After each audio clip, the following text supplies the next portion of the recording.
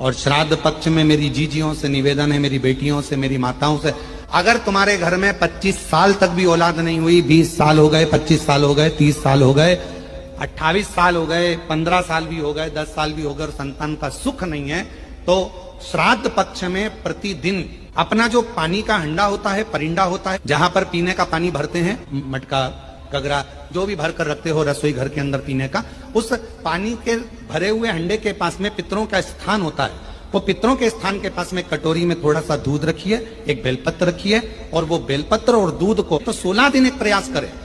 तुम रुकेश्वर महादेव का नाम लेकर, तुम रुकेश्वर महादेव का नाम लेकर शंकर जी के ऊपर तो चढ़ाएं बेलपत्र, जो तुमने परिंडे के पास, हंडे के पास रात्रि को रखा है, वो दूध को अशोक सुंदरी के स्थान पर समर्पित करना है और बेलपत्र को शिवलिंग पर समर्पित करना है। 16 दिन कर कर देखिए, उसके 3 महीने के अंदर देवाधिदेव महादेव की कृपा से गर्भ जरूर ठहरेगा। शिव जिसने जिंदगी में एक बार शिव महापुराण की कथा सुन ली तो वो पितरों को समझ जाएगा कि पितर है क्या।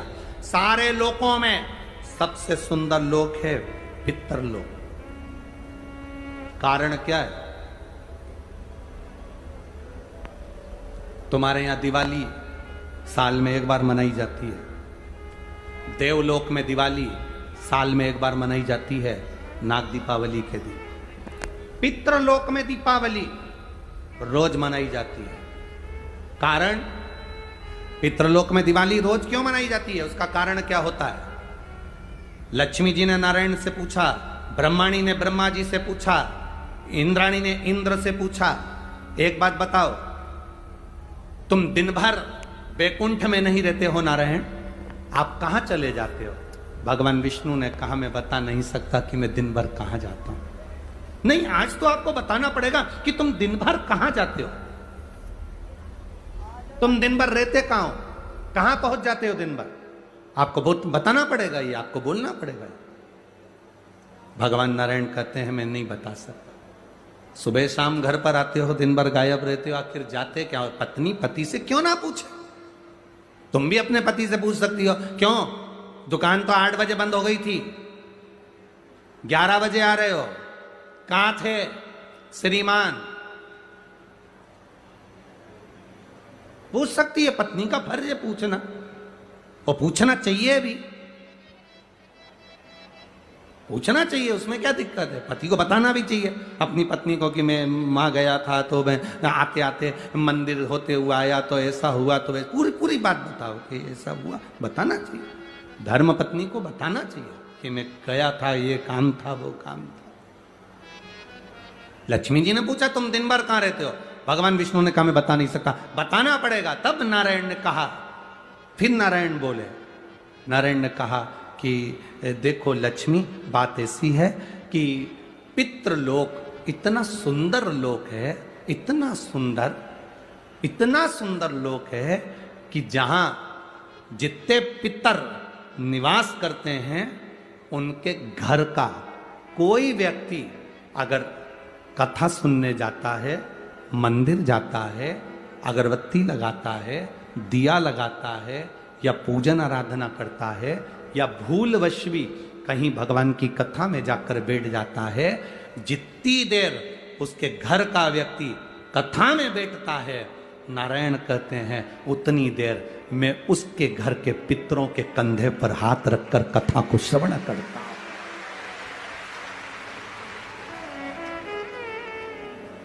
पितृलोक इतना सुंदर है।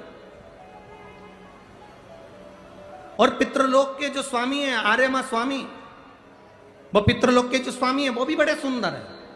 और पितृलोक के जो स्वामी है बड़े सुंदर, और पितृलोक के स्वामी जिस पर बैठते हैं, काय पर बैठते हैं? कौवे पर, वो भी बड़ा सुंदर, अति सुंदर। अरे गुरुजी कहां की बात कह रहे हो? सबसे सुंदर पक्षी तो मोर है, राष्ट्रीय पक्षी में भी उसको कहा सबसे सुंदर पक्षी तो मोर है, और आप कह रहे हो कि दुनिया का सबसे सुंदर पक्षी कौवा है। अरे भाई, जिसने कथा नहीं सुनी उसको लगता है कि दुनिया का सबसे सुंदर पक्षी मोर है, पर अगर शास्त्र को उठाकर देखोगे तो दुनिया का सबसे सुंदर पक्षी कौवा था। पहले नंबर पर सफेद, सुंदर, अति सुंदर कौवे के आगे कोई पक्षी नहीं था। वो तो ब्रह्मा जी ने पृथ्वी पर यज्ञ करा, और पृथ्वी पर जब यज्ञ करना चाहा ब्रह्मा जी ने, तो उस समय पर ब्रह्मा जी ने कहा मुझे इस पृथ्वी पर यज्ञ करना है, इस जमीन को लीपने के लिए अमृत की जरूरत है। जैसे अपन गाय का गोबर लीपने के लिए लाते हैं, वैसे ब्रह्मा जी ने कहा इसको लीपने के लिए अमृत चाहिए। अमृत कौन लेकर आएगा? कोई आगे नहीं आया। तब ब्रह्मा जी ने कौवे को बुलाया, ए कौवा, तुम अमृत लेकर आओ, क्योंकि तुम्हारी दृष्टि बड़ी प्रबल है, तुम अमृत को ढूंढ कर ला सकते हो। कौवा, अमृत तो लाना, पर झूठा मत करना। अमृत को लेकर आना, मुझे बताना कहां रखा है, तो मैं लेने चले जाऊंगा। कौवे ने कहा जो आज्ञा ब्रह्मदेव। कौवा आर्यमा स्वामी को नमन करा, प्रभु ब्रह्मा जी का काम है, मुझे जाना पड़ेगा। कौवा बड़ा सुंदर था, बुद्धिमान था, तो कौवे को भेज दिया। इसलिए रामचरितमानस में काकभसुंडी की कथा बार बार आती है। गरुण और कौवे की कथा आ रही है। कौवा कितना विद्वान था, चला अमृत का पता लगाने के लिए। जब कौवा चला, अमृत का पता लगाते लगाते लगाते लगाते कौवे ने संकल्प ले लिया था कि जब तक अमृत नहीं मिलेगा मैं मुख झूठा नहीं करूंगा, पानी तक नहीं पीऊंगा। भूखा प्यासा कौवा दौड़ता रहा। आर्यमा स्वामी से कहकर कौवा दौड़ते दौड़ते दौड़ते दौड़ते जाए। बहुत दिन हो गए, तब कौवे को अमृत मिला।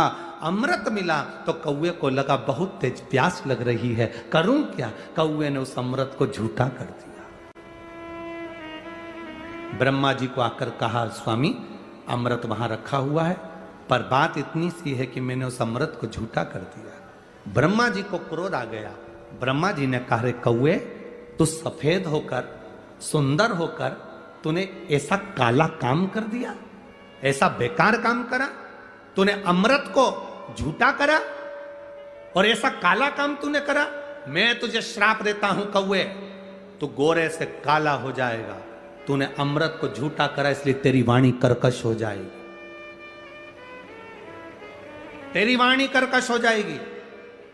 अमृत को कौवे ने झूठा करा था, इसलिए सारे पक्षी जल्दी मरते हैं, पर कौवा इतनी आसानी से नहीं मरता। कौवा इतनी आसानी से नहीं मरता। सारे पक्षी जल्दी मरते हैं, पर कौवा आसानी से नहीं मरता। तेरी वाणी कर्कश होगी तो काला होगा। सुंदर कौवा काला हो गया। आर्यमा स्वामी ने देखा कि मेरा कौवा, मैं जिस पर बैठता हूं, ये काला हो गया। आर्यमा स्वामी ने ब्रह्मा जी से कहा, आप क्या चाहते थे? ब्रह्मा जी कहते हैं, मुझे यज्ञ करना था, जमीन को लीपना था, कौवे ने अमृत झूठा कर दिया। क्यों चिंता करते हो? अमृत तो अमृत है, कोई झूठा भी कर देगा तो अमृत की शान कहां घट जाएगी? अमृत की क्या शान घटना?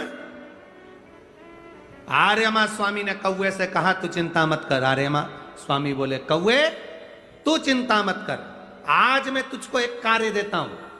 जब 16 श्राद्ध आएंगे, कौवा, जिस जीव की जो तिथि होगी, मान लो किसी की चतुर्थी तिथि है, उस चतुर्थी तिथि पर तुझे छोड़ने के लिए पृथ्वी पर पितरों को जाना पड़ेगा।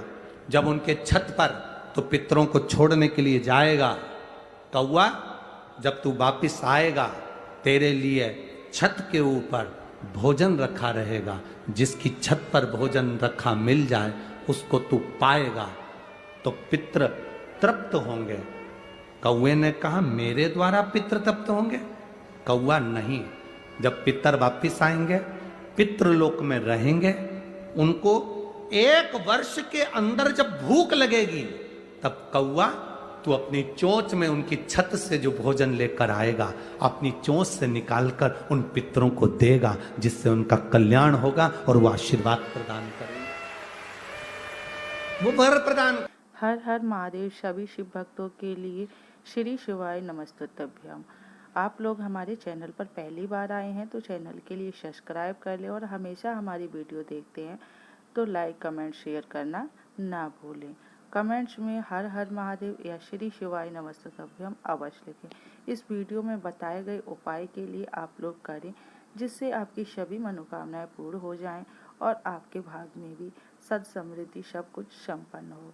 इस वीडियो में परम पूजनीय गुरुदेव ने जो कुछ बताया है, आप भी उसके लिए अपने कार्य सिद्ध करने के लिए अवश्य कर सकते हैं, जिससे आपकी मनोकामनाएं पूर्ण हो सकती हैं। हर हर महादेव।